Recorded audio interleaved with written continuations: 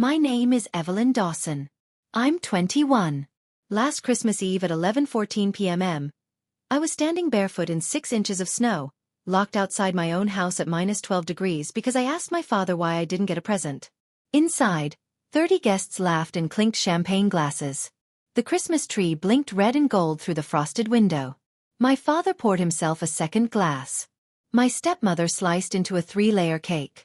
My stepsister looked right at me through the glass, waved with her fingertips, and pulled the curtain shut. I thought that was the worst moment of my life. I was wrong, because right when my toes went completely numb, a black limousine rolled to a stop at the curb, and the woman who stepped out was someone my father had spent 12 years convincing me didn't care whether I lived or died. But here's what he didn't know. She didn't come empty-handed. And after that night, he would never again tell anyone that this house was his. Before I go on, if stories about standing up for yourself mean something to you, please hit like and subscribe, and tell me in the comments where you're watching from right now and what time it is there.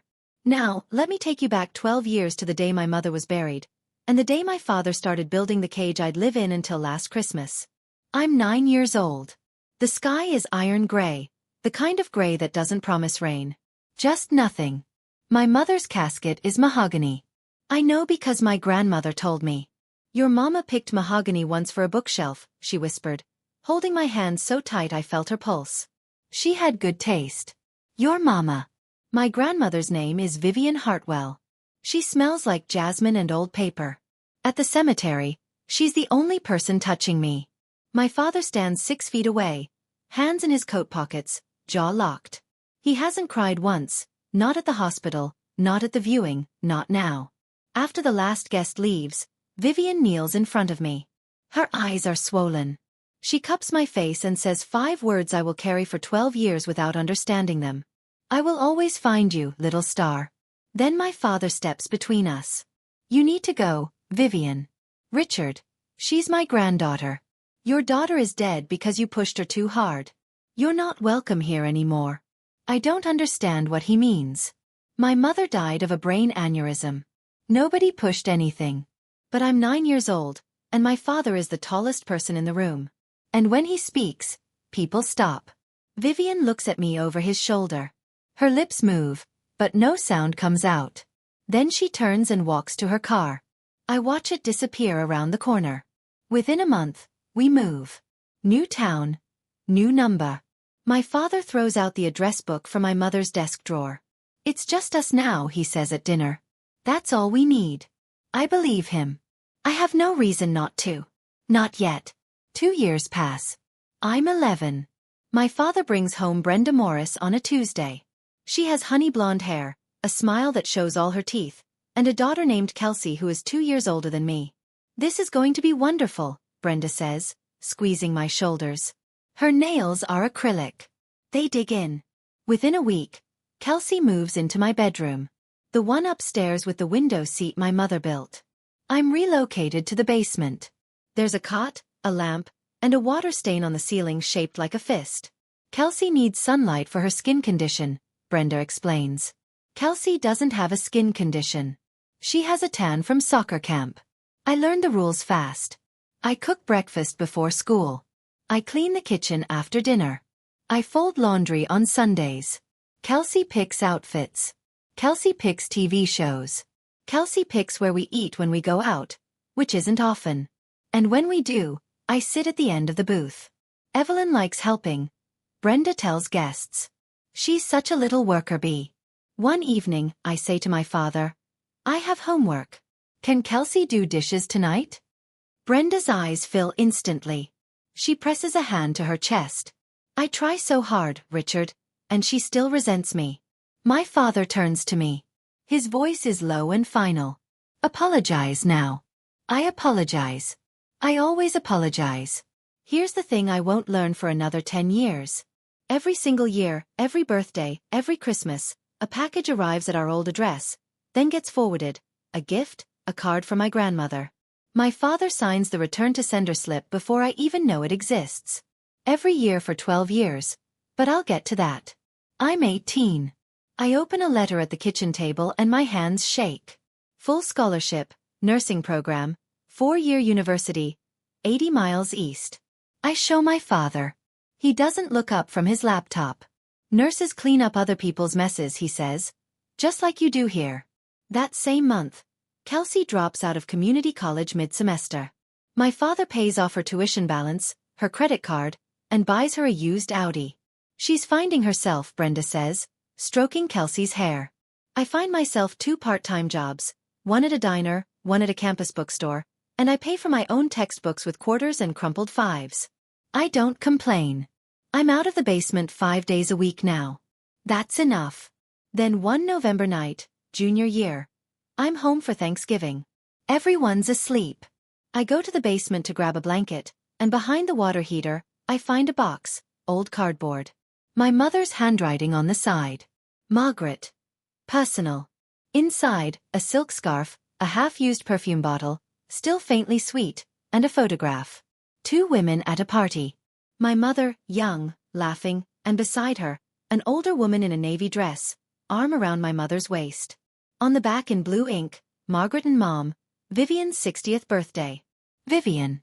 The name lands like a stone in still water. My father told me my grandmother died years ago. Heart attack before you were born. But this woman looks healthy, joyful. And the party looks recent. Digital timestamp in the corner. 2001. 2 years before I was born. I almost typed the name into my phone that night. Vivian Hartwell. But my father checks my browser history every Sunday. I put the photo back. I close the box. I wait. 5 months later, April, I come home for Easter weekend. I go straight to the basement. The box is gone. I find Brenda in the kitchen arranging tulips in a vase. The box behind the water heater, I say. Where is it? She doesn't look up. Old junk. I donated it. That was my mother's. Sweetie, it was collecting dust. That night I can't sleep. I open Facebook Marketplace on my phone and type in our zip code. Then scroll and there it is. My mother's pearl necklace, the one from the photograph, listed for $43. The seller's username, B. Morris Home. Brenda's email handle. My stomach drops. I screenshot everything. The next morning, I find my father in the garage. I show him the listing. I keep my voice even. She's selling Mom's things. The necklace, the scarf. They were in that box. He barely glances at my phone. Brenda is my wife. This is her house too. Drop it. Those were Mom's. Drop it. Evelyn. He goes inside. The garage door hums shut behind him. That night in the basement, trapped at home, I stare at the water stain and something shifts. It's quiet. No thunder, no dramatic realization. Just a slow, terrible clarity. I always thought keeping quiet was keeping peace, that absorbing. Their cruelty was the cost of having a family at all. That if I was patient enough, kind enough, invisible enough, one day someone would see me. But lying there in the dark, listening to Brenda laugh at something on TV upstairs, I understand. I wasn't keeping peace. I was keeping their comfort. And nobody was coming to see me. Not unless I made some noise. I just didn't know the noise was already on its way. December 21st, my father calls a family meeting at the dining table. Brenda sits beside him, pen and notepad ready, like she's taking minutes for a board. We're hosting Christmas Eve this year, he says. Biggest one yet. 30 guests, neighbors, colleagues from the bank, a few relatives. He looks at me the way a foreman looks at a shift schedule. Evelyn, you're on food. I need a full spread. Ham, sides, 2 desserts, decorations, table settings. Start tomorrow. I look at Kelsey. She's painting her nails at the table, not even pretending to listen. What's Kelsey doing? I ask. Kelsey's helping Brenda with the guest list and outfits. Right, outfits. I spend the next 3 days in the kitchen, brining the ham, rolling pie crust at midnight, ironing a tablecloth I find in the back of the linen closet that still smells like my mother's lavender sachets. On December 23rd, I pause. I look at the Christmas tree in the living room. It's enormous. Brenda insisted on 9 feet. And beneath it, wrapped in gold and silver, are stacks of presents. I count them. 32. I read every tag. Not a single one says Evelyn. I find Brenda arranging ribbon on the mantel. Am I invited as a guest? I ask. Or just staff? She laughs. Light. Musical. Practiced. Don't be dramatic, sweetie. Family helps family. I nod. I go back to the kitchen. I slice carrots and think about a woman in a navy dress whose name I'm not allowed to search. 200 miles southwest, though I don't know it yet, a 78-year-old woman sits in the back of a black sedan reading a file. The file contains an address. This address was confirmed 72 hours ago. She tells the driver, Christmas Eve. December 23rd, late afternoon, a knock at the side door. Ruth Calloway stands on the porch holding a plate of gingerbread cookies wrapped in cellophane. She's our neighbor 3 houses down, silver hair, reading glasses on a chain. The kind of woman who remembers everyone's birthday, but never makes a fuss about her own. She steps into the kitchen and sees me. Flour on my cheek, apron stained, alone. She looks at the ham, the pies cooling on the rack, the potatoes still waiting to be peeled. All this is you, she asks. Family helps family, I say. And I mean it to sound normal, but something in my voice cracks. Ruth sets the cookies down. She glances toward the living room where Brenda's music is playing, then touches my elbow and steers me out to the back porch. Honey, she says quietly. I need to tell you something. Yesterday, a car was parked out front. Real nice. Black tinted windows. Sat there almost an hour. I frown. Probably lost. Cars that nice don't get lost on Maple Drive. She pauses, studies my face, then softer. You look just like your mama. You know that. My throat tightens. Your mama's mother, Ruth says carefully. She was something else, a force. You know that, right? I open my mouth, but nothing comes out. My father told me my grandmother died. My father said she didn't care. Before I can answer, the back door swings open. Richard stands there, beer in hand, smile on, eyes sharp. Ruth, thanks for the cookies. His voice is warm. His gaze is a warning.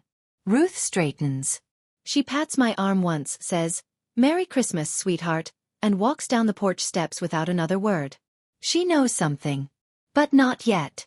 Not yet. Christmas Eve. The house glows. I've been up since 5 a.m. The ham is glazed and resting. The mashed potatoes are whipped. The green bean casserole is golden on top. 2 pies sit on the counter. Pecan and apple. And I made both from scratch because Brenda said store-bought sends the wrong message.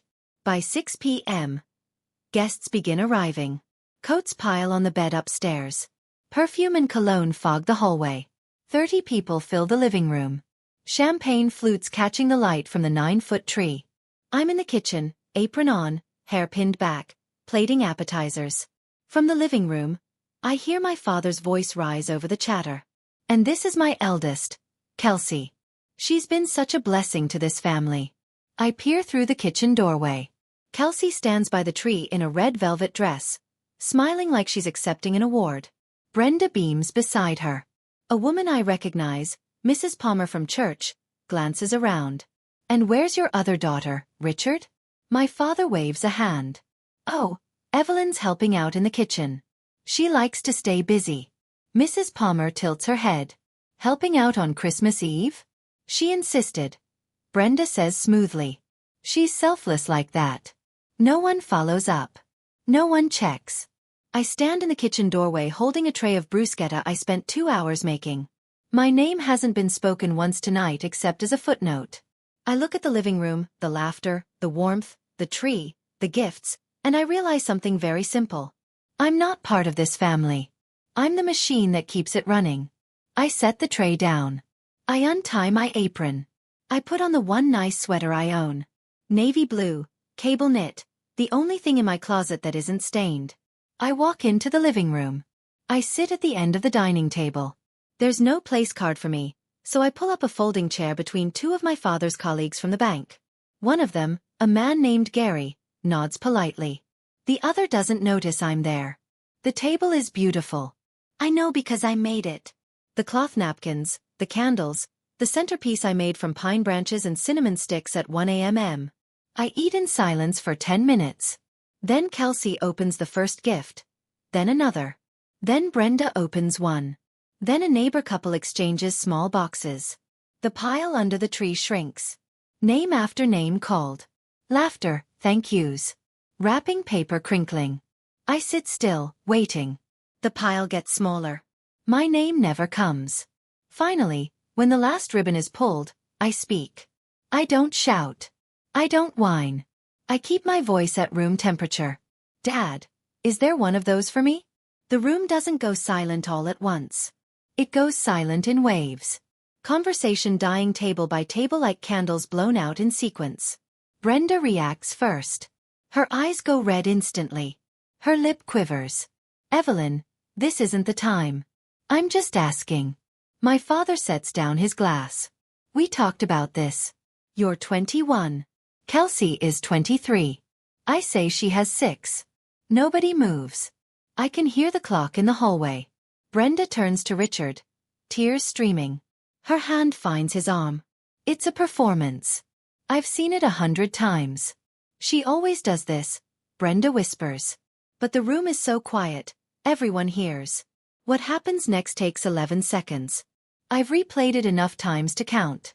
Second 1, Richard pushes his chair back. Second 3, he grabs my upper arm. His fingers press into the bone. Second 5, he walks me to the front door. My heels drag on the hardwood I mopped yesterday. Second 8, he opens the door. The cold hits like a wall. -12 degrees wind. Snow coming down sideways. Second 9, he pushes me onto the porch. I stumble. Wearing socks, no shoes. The snow soaks through instantly. Second 11. The door shuts. The deadbolt clicks. I stand there. The porch light is off. The only glow comes from the windows, warm and golden and full of people. I press my hand to the glass. Inside, my father straightens his shirt, returns to the table, and picks up his champagne. Brenda dabs her eyes. Somebody pats her back. You want to talk back? He'd said as he shoved me through the door. Do it outside. Come back in when you learn some respect. My feet burn then sting then go numb. I curl my toes, but I can't feel them anymore. My sweater is thin. Wind cuts through cable knit like it isn't there. My fingers turn white. 10 minutes. The party resumes inside. Laughter again. Music. Someone found the Bluetooth speaker. 20 minutes. Snow reaches my ankles. I crouch against the railing and hug my knees. I look through the window one more time. Kelsey stands by the tree holding a phone. She spots me, walks to the glass, smiles, waves her fingers slowly, the way you'd wave to a stranger's dog. Then she pulls the curtain shut. I close my eyes. I think I'm going to die here outside my father's door on Christmas Eve. I need to pause here for a second because what happens next, I still can't talk about it without my hands shaking. But before I continue, if you've ever been punished for simply asking a fair question, type, I've been there in the comments. Or if you think I should have fought back right then, type, fight back. Let me know. Okay, here's what happened next. The snow is patient. It doesn't rush. It just keeps falling, keeps layering, keeps pressing its weight onto everything beneath it. My shoulders, my knees, the tops of my soaked socks. I don't know how long I've been out here. Maybe 25 minutes. Maybe 30. Time moves differently when your body starts shutting down the non-essentials. Fingers, then ears, then the part of your brain that tells you to keep trying. I think about my mother. Not in a grand cinematic way. I just remember her hands. The way she'd warm mine between hers after I walked home from the bus stop in January. She'd blow on my knuckles and say, "There you go, little star. Good as new, little star." I whisper it now to nobody. Mom, I don't know what to do. The wind answers. The house doesn't. But then movement. Through the side window, I see a figure. Ruth Calloway. She's standing near the curtain, peering out. Her face is tight. She turns and says something to my father. I can't hear the words through the glass, but I see his hand. A sharp, dismissive wave. The kind of wave that means not your business. Ruth stares at him for a long moment, then she turns away. I pull my knees tighter. My jaw won't stop trembling. Then I think about the photograph. The one in the cardboard box. 2 women. A birthday party. Margaret and Mom. Vivian's 60th birthday. Vivian. Ruth's words from 2 days ago. Your mama's mother. She was something else. My father said she died, but the photo said otherwise. Ruth's voice said otherwise. What if the story I'd been told my whole life, that my grandmother abandoned me, forgot me, didn't want me, was the lie that kept me in this cage? I press my frozen palms together. And for the first time, I don't pray for the door to open. I pray for something else entirely. Through the window, the party continues like I never existed. My father stands at the head of the table. I can see his mouth moving. I can read the shape of his words through the frosted glass. He raises his champagne flute. The room listens. I apologize for the disruption, he says. I can just make it out through the thin pane near the front door. Evelyn has been struggling. We've tried everything. Brenda has been a saint. Brenda lowers her head, humble, wounded, a masterpiece of restraint. I just want her to be happy, she says. And two women at the table actually reach over to squeeze her hand. Kelsey chimes in from the couch. She literally screamed at Mom last week. That's a lie. Last week I said, please don't sell Mom's things. I didn't raise my voice. I never raise my voice. Raising my voice is what gets you locked outside. A few guests murmur, heads nod. The narrative is set. Poor Richard. Patient Brenda. Troubled Evelyn. I watch it all through 6 inches of glass and 12 years of silence. But I also see Ruth. She doesn't nod. She doesn't murmur. She sets her glass on the end table, picks up her coat from the chair, and walks toward the back of the house, not toward the front door where I am, toward the back. 30 seconds later, the side gate creaks. Footsteps crunch in the snow. And then Ruth is beside me, draping a wool blanket over my shoulders. It's warm. It smells like cedar. Here, sweetheart. Her voice is steady. Urgent. I called someone. My teeth chatter so hard I can barely speak. Who? Ruth looks at me. Her eyes are full of something I haven't seen directed at me in 12 years. Certainty. Someone who should have been here a long time ago. Somewhere down the street, I hear an engine. Low, heavy, getting closer. The front door swings open. Light and warmth spill onto the porch for exactly 2 seconds before my father's body fills the frame. He sees Ruth. He sees the blanket around my shoulders. His nostrils flare. Ruth. This is a family matter. Ruth doesn't flinch. She's 60 years old and 4 inches shorter than him. But she stands like a woman who's been waiting to say something for a very long time. A family matter. She gestures at my feet. She's barefoot in the snow, Richard. She's being taught a lesson. Go back inside or go home. Is that what you call this?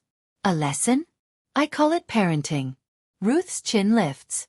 Margaret would be ashamed of you. The name lands like a slap. My father's face goes white, then red in the space of a breath. He opens his mouth, closes it, opens it again. You don't get to say her name. Somebody has to, because you buried it along with everything else. Ruth holds his stare for 3 full seconds. Then she turns, walks down the porch steps, and stands at the edge of the driveway, not leaving, waiting. My father looks at me. I'm clutching the blanket around my shoulders. My lips are blue. He reaches down and yanks the blanket away. The cold crashes back in. You don't get sympathy, he says. You earn your place. Something in me shifts. Small, structural, like a crack in a foundation. And you don't notice until the wall starts leaning. Earn my place, I say. My voice is quiet, but it doesn't shake. In a house my mother lived in. He flinches just for a second. A micro-expression. There and gone. But I see it. Then the door slams shut. The deadbolt turns, and I'm alone in the snow again. But not for long. He doesn't waste time. Through the window, I watch my father return to the living room, smooth his shirt, and pick up the room like a conductor picks up an orchestra. I need to be honest with all of you. He pauses. The guests lean in. He has their attention. He always does. Richard Dawson, branch manager at First Heritage Bank, 3-time Rotary Club president, the man who hosts the best parties on Maple Drive. When he speaks, people listen. That's how control works. You build the stage long before you need it.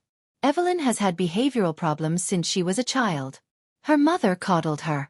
Brenda and I have tried our best, but tonight you all saw she can't control herself. Brenda. nods slowly, dabbing beneath her eye with a folded napkin. We even offered to pay for therapy. She refused. That's a lie. Nobody ever offered me therapy. Nobody ever offered me anything except a cot in the basement and a list of chores. Kelsey curls her legs beneath her on the couch. She's been getting worse. Last week she was screaming. 3 lies in 30 seconds. A family record. A couple near the fireplace whispers to each other. Gary from the bank stares at his hands. Mrs. Palmer frowns but says nothing. I stand outside in the snow, hearing all of it through the thin wall near the front door. Every word, every nod, every silence that means agreement. Tears run down my face, but they're half frozen before they reach my jaw. I want to scream. I want to pound on the glass and say, I cooked your food. I decorated your tree. I ironed your tablecloth. And you locked me out for asking a question. But I don't. I stand still and I wait, because down the road headlights are turning onto Maple Drive. 11:14 p.m. I'll never forget the time because Ruth checks her watch and whispers it from the edge of the driveway. 11:14. The headlights are wide and low. They sweep across the snow-covered lawns of Maple Drive like searchlights, turning the white ground pale gold. The engine is quiet, the expensive kind of quiet. And the car that emerges from the dark is long and black and polished to a mirror shine. A limousine on Maple Drive on Christmas Eve in front of my father's house. It glides to the curb and stops. The engine idles. Snow drifts against its tires. Ruth walks to the car. She bends toward the rear window and nods at whoever's inside. The driver's door opens. A man in a dark coat steps out, circles to the rear passenger side, and opens the door. Another man emerges first, middle-aged, gray overcoat, leather briefcase in his left hand. He looks at the house, then at me, then